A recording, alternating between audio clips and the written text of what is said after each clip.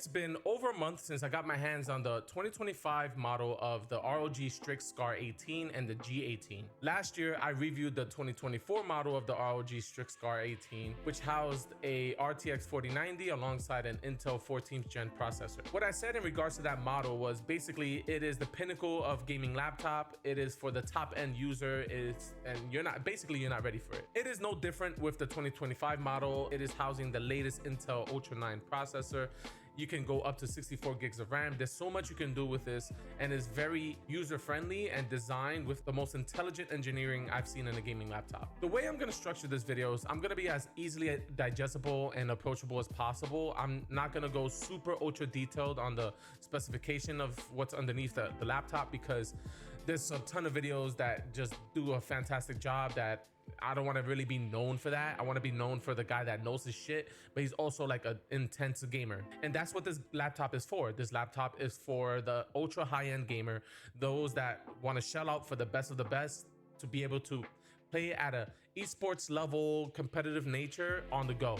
Now, there are several SCAR models of these gaming laptops, and the ones I have to review is the G18 and the SCAR 18. Regardless of the model you end up choosing, they all come with the Intel Ultra 9 275HX processor. This one is a mobile chip variant that comes with 24 cores up to 5.4 gigahertz on turbo mode.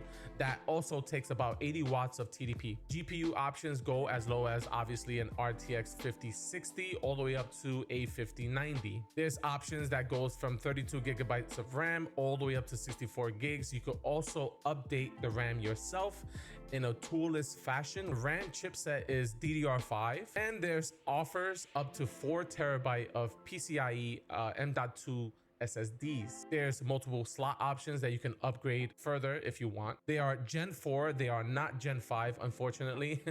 And cooling management is, to me, the biggest selling point, because obviously if you have an overheating laptop, your performance will degrade over time. The thermal design is end-to-end vapor chamber with a tri-fan layout that is sandwiched within a heatsink, and also the CPU is cooled with a conductor not liquid metal. Now, what that does for me is I typically play video games with the highest graphical option possible, and noise reduction is key here. There is an option for noise control. You can go as quiet as -35 dB up to 50+ dB depending on the type of graphical settings you play.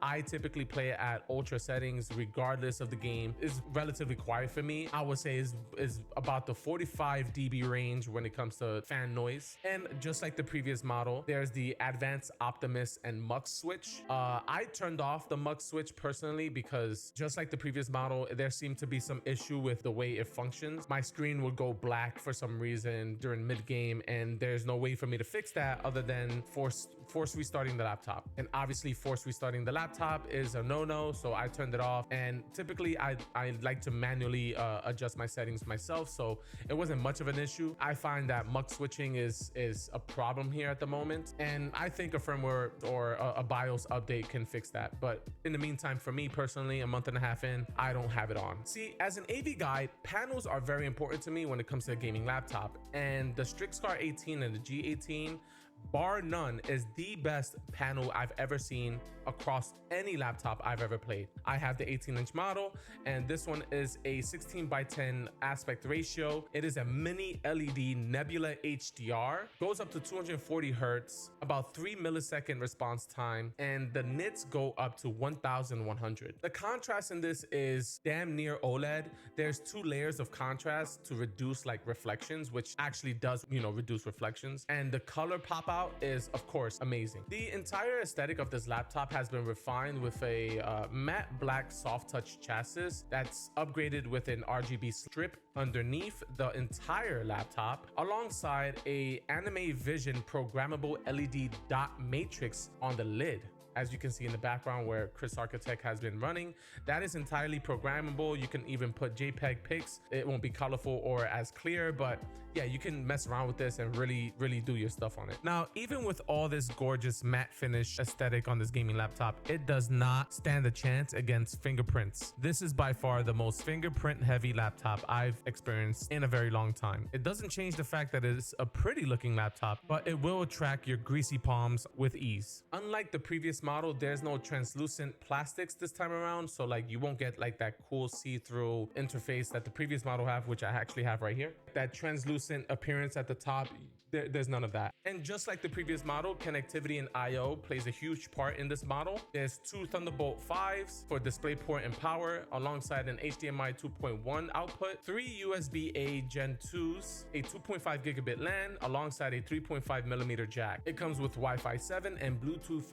5.4. Now, I've been using this laptop for a month and a half and I absolutely love it. I still have my older model because the 4090 is the last GPU that supports the 32-bit PhysX. What that means is the 50 series doesn't have that option anymore, and that impacts older games that I might want to go back to at some point in my life. So with the 4090, I'm able to just play games like Mirror's Edge or Mafia 2 with the PhysX option, and it won't be impacted by any of the legacy drivers that are absent in the newer GPU. Other than that, the ROG Strix SCAR 18 is absolutely the best gaming laptop you can possibly buy in the market. It has all of the mega ultra gaming aesthetics you could possibly think of. The Anivision, the fucking ROG strips. It is completely bonkers, but it also has the minimalistic design that I usually like to go for a gaming laptop. Another thing that it does well compared to the previous one is that the mouse pad is positioned just a few centimeters away from where it was in the previous model, which in the previous model I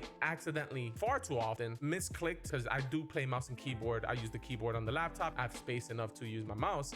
I will misclick the left click of the mouse pad as I'm doing a move against somebody online or something like that. Again, the engineering is so well made that even minute details like that you don't typically think about is adjusted. Of course, the easily upgradable elements of this laptop and how gorgeous it looks to play on. It is by far the best in the market, and I don't think it's gonna be competable for at least a few years unless we get an RX 60 card out of nowhere in the next 6 months. This is the best you'll get. It is of course very expensive. Configuration starts at 2700, and then there is a Micro Center exclusive that comes with 64 gigs of RAM in it. That goes for nearly $6,000. And yeah, these laptops are designed for you to be like, you know what, I want to consistently train in esports. For me, this laptop is excellent to experience games that I like in high fidelity on the go. So I won't get that reduced graphical aspect that you'll get from, like, for example, an ROG Ally X or something like that, where it's a very good portable machine, but you won't get obviously the best possible graphics that you can get on a game if you want to experience it the way I want to experience it. This machine, what it does is, hell, I can play any game in Ultra with the latest upscaler DLSS 4. I did forget to mention that this is a 2560 by 1600 resolution, so obviously there's no 4K. There's about slightly above 2K resolution going on here, but again, that is way more than enough for an 18-inch screen.